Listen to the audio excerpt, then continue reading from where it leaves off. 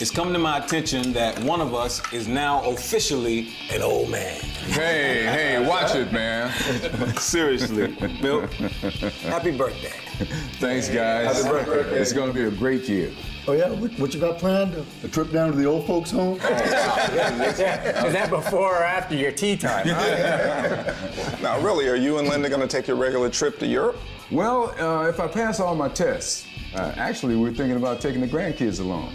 The test, wait a minute.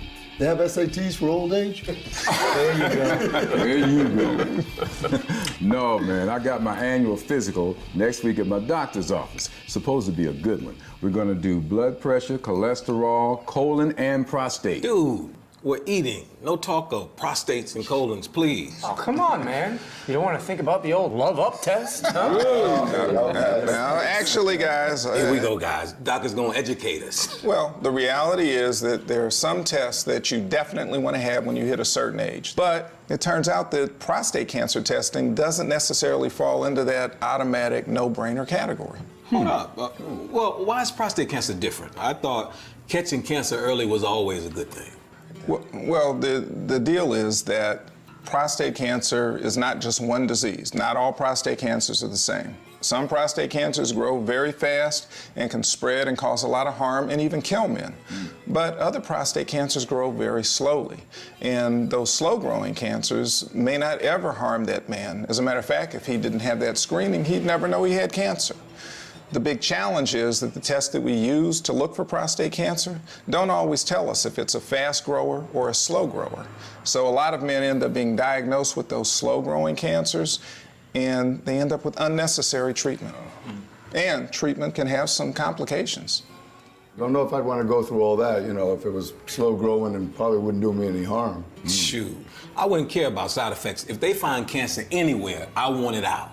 Well, and that's exactly why the American Cancer Society recommends that men learn everything they can about both the good and the bad aspects of prostate cancer screening, and then make a decision along with their doctor about what's best for them.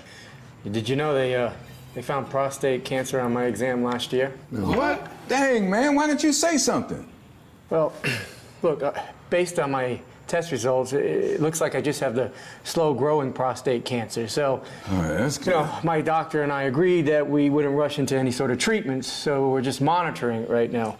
Glad you're okay. Yeah, Definitely. Hey, look, guys, you know, I know I got a prostate, but it's kind of like my appendix. I know I have one of them too, but I have no idea what it does or how it can get cancer. The prostate gland sits at the base of your bladder, and it makes the fluids that men use during sex. The main risk for getting prostate cancer is age. The older you get, the greater your risk of getting the disease. But also, being African American increases your risk, or if you have a father or a brother who has prostate cancer, your risk is higher also. So how many guys are actually diagnosed with prostate cancer? Well, if you look at 100 men who are 50 right now, about 17 of those men will be diagnosed with prostate cancer over the rest of their life. But only about 3 out of those 100 men are going to die of prostate cancer. Are there any symptoms? Well, early prostate cancer actually doesn't have any symptoms, but you can find men who have problems either passing their urine, getting it started or stopped. Men might have to start getting up a lot during the night. Sometimes you can have pain with urination or blood in the urine. If you're having any of those kind of symptoms, you need to call your doctor and get in and get checked out right away. Well, Bill, I'm thinking I'm going to at least get tested. Now, since you're an old pro, what can I expect from my test? It's not that bad, really. You know, there's 2 tests. The blood test is the most important one, so if you're going to get one, that's the test you want to get. And it's pretty easy. They just measure your PSA. That's prostate-specific antigen, not public service announcement. We got a regular comedian over here, huh? You just see how much of it is in your blood. And the other way is the old glove finger in the backside. Ooh. Now, for a lot of men, they just can't get over the idea of having that finger test. So if you're only going to have one test, the blood test alone actually works pretty well. Sounds like the bottom line is talk to your doctor and decide whether testing for prostate cancer is right for you. Bottom line. Really, man? All right. Well, look, Doc, I'm thinking I'm going to get tested.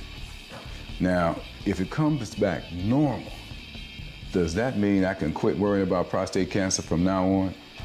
Well, the best way to find the disease early, if you're going to be tested, is you need to get retested every year or two. And even for someone like Chris, who may decide that they don't want to get tested right now, you need to revisit that decision sometime in the future. Things change. There's new science that develops, or you might have a family member who's diagnosed with prostate cancer, and that might push you in a new direction. So think about it. Makes sense. Well, good luck, Mel. Hey, thanks, guys. And by the way, you guys got that catch the other night? Did you see that? Oh, man. That was And saved them. yeah. Beautiful.